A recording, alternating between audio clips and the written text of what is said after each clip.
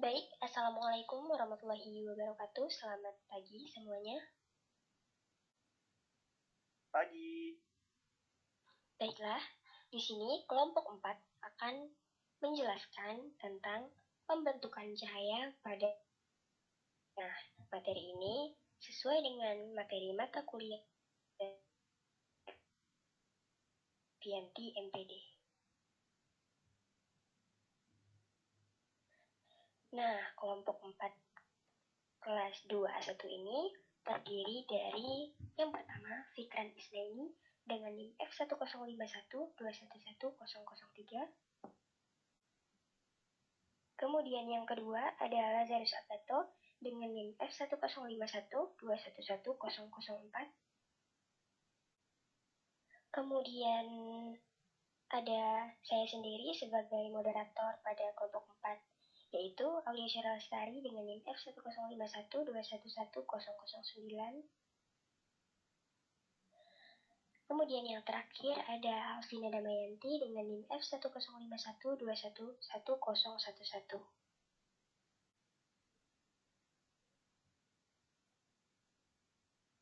Baiklah, untuk menjelaskan materi selanjutnya, saya serahkan kepada Saudari Alvina Damayanti sebagai pemateri pertama.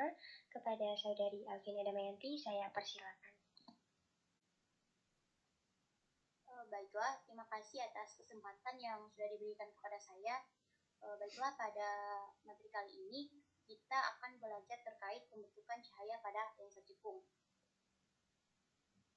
Namun sebelum melangkah lebih jauh, kita harus terlebih dahulu mengetahui tentang apa sih yang dimaksud dengan pemantulan cahaya. So don't forget, okay?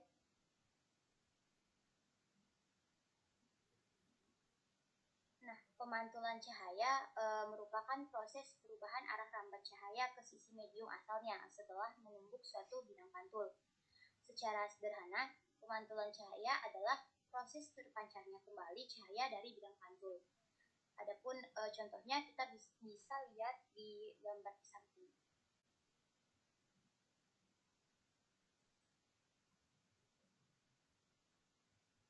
Pemantulan cahaya pada permukaan rata diamati pertama kali oleh Wilibert Snellius dan dikenal sebagai hukum Snellius. Sinar yang berasal dari sumber cahaya disebut sinar datang. Sinar yang dipantulkan oleh cermin datar disebut sinar pantul. Dan garis yang tegak lurus dengan cermin disebut garis normal.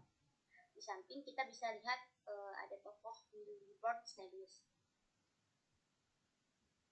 Kemudian ada sifat-sifat cahaya. Adapun sifat cahaya yang pertama, yaitu cahaya dapat merambat lurus. Sifat cahaya yang merambat lurus akan terjadi jika melewati satu medium perantara. Contohnya, yaitu ketika kita menyalakan senter ke depan, maka cahaya akan merambat lurus sesuai dengan arah yang diinginkan.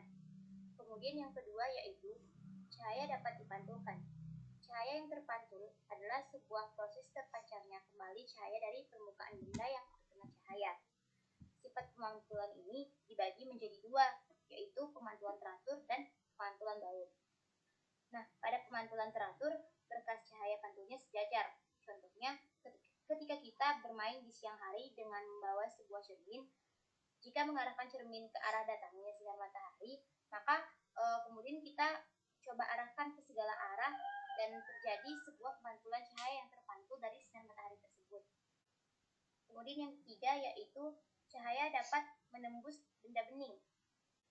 Benda yang bening merupakan benda yang dapat ditembus oleh cahaya. Dengan cahaya bening tersebut, maka cahaya sinar matahari tetap dapat masuk ke ruangan, meski ada penghalang karena jendela terbuat dari kaca yang bening. Contohnya yaitu saat kita melihat ke jendela dengan kaca yang bening, maka cahaya akan tetap masuk.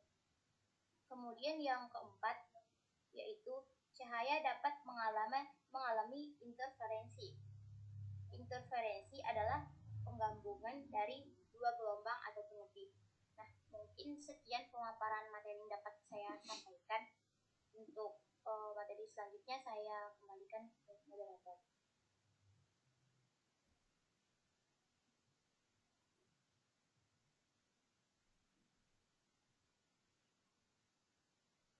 Baik, terima kasih kepada Saudari Alvina Damayanti yang sudah menjelaskan materinya. Untuk penjelasan materi selanjutnya akan disampaikan oleh Saudara Lazarus Agato. Kepada Saudara Lazarus Agato, saya persilakan. Baiklah, terima kasih kepada moderator atas waktu yang telah diberikan. Di sini saya akan melanjutkan sifat-sifat cahaya.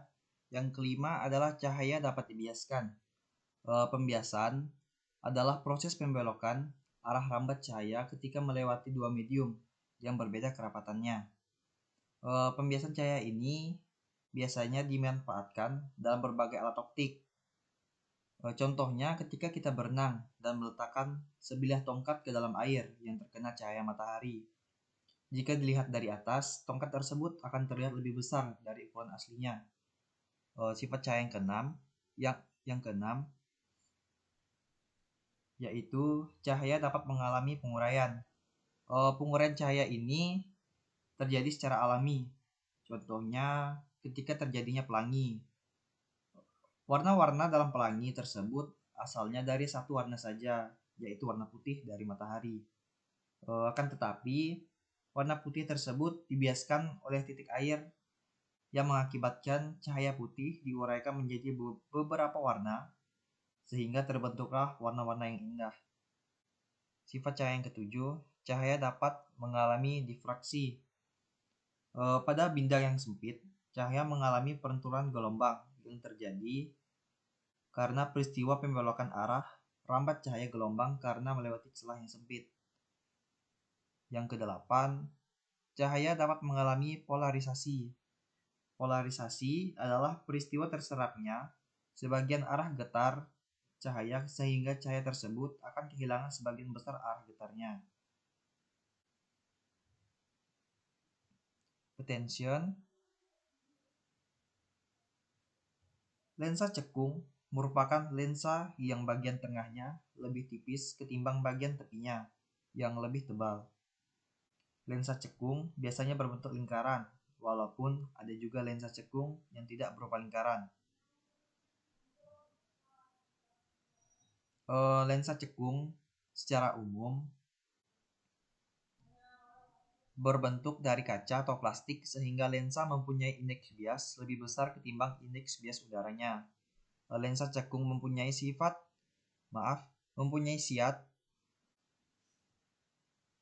menyebarkan cahaya sehingga disebut sebagai lensa divergen. Mungkin hanya sekian dari saya kembalikan ke moderator.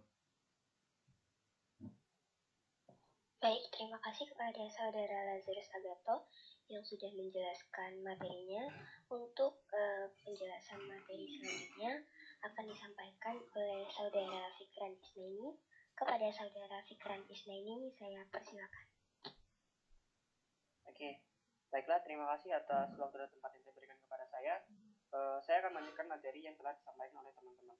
Nah, di mana lensa cekung ini memiliki sifat bayangannya, di mana yang pertama itu lensa cekung bersifat menyebarkan atau memancarkan sinar-sinar yang datang padanya atau divergen, sehingga disebut lensa negatif. Kemudian yang kedua, lensa cekung memiliki dua titik api atau titik fokus maya dan terletak sama jauh dari titik pusat optik.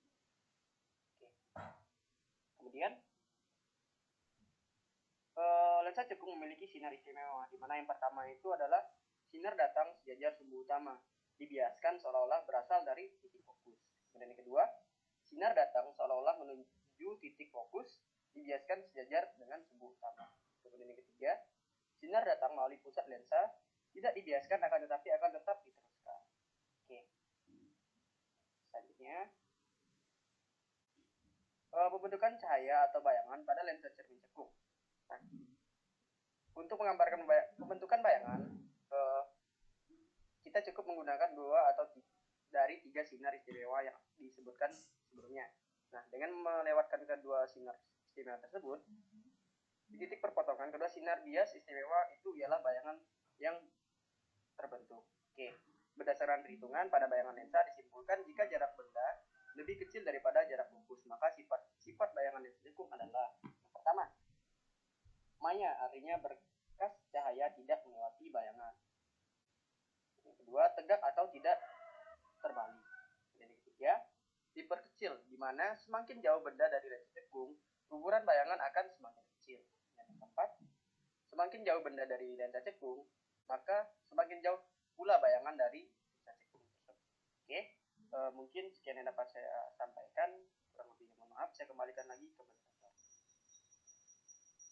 Baiklah, terima kasih kepada Saudara Fikran Isnaini yang sudah menjelaskan materinya. Nah, sekianlah penjabaran dan pembahasan tentang pembentukan bayangan pada lensa cermin lengkung. Nah, saya ucapkan terima kasih juga kepada rekan-rekan kelompok 4 yang sudah menjelaskan materi-materi tentang pembentukan cahaya pada lensa cermin lengkung. Kami dari kelompok 4 memohon maaf juga apabila terdapat kesalahan dalam penjelasan. Nah, di sini saya sebagai moderator pada kelompok 4 akan memberikan kesimpulan dari apa yang sudah teman-teman kelompok 4 jelaskan tadi. Nah, tentang pengertian pemantulan cahaya. Nah, apa sih arah cahaya ke sisi medium asalnya telah menembuk suatu bidang pantul. Nah, kemudian cahaya itu memiliki sifat-sifat. Yang pertama, cahaya dapat merambat lurus, cahaya dapat dipantulkan, cahaya dapat menembus benda bening, cahaya dapat mengalami interferensi, cahaya dapat dibiaskan, cahaya dapat mengalami penguraian, cahaya dapat mengalami difraksi, cahaya dapat mengalami polarisasi. Nah, kemudian untuk pengertian lensa cekung, yaitu lensa cekung itu merupakan lensa yang bagian tengahnya lebih tipis ketimbang bagian tepinya yang lebih tebal. Nah, kemudian sifat bayangan pada lensa cekung yaitu yang pertama, lensa cekung bersifat menyebarkan atau memancarkan sinar-sinar yang datang. Kemudian yang kedua itu lensa cekung memiliki dua titik fokus maya dan terletak sama jauh dari titik pusat optik. Nah, kemudian yaitu sinar istimewa pada lensa cekung. Yang pertama, sinar datang sejajar dengan sumbu utama. Yang kedua, sinar datang seolah-olah menuju titik fokus. Kemudian yang ketiga, sinar datang melalui pusat lensa. Nah, untuk pembentukan cahaya atau bayangan pada lensa cermin cekung itu adalah maya, tegak, dan diperkecil. Nah, baiklah, sekian penjelasan materi dari kelompok 4, semoga bermanfaat. Sekian dari kelompok 4, mohon maaf apabila terdapat banyak kesalahan atau kesalahan penyampaian dari kelompok 4, mohon maaf sekali lagi. Saya akhir kata, wabillahi taufiq wal hidayah. Wassalamualaikum warahmatullahi wabarakatuh.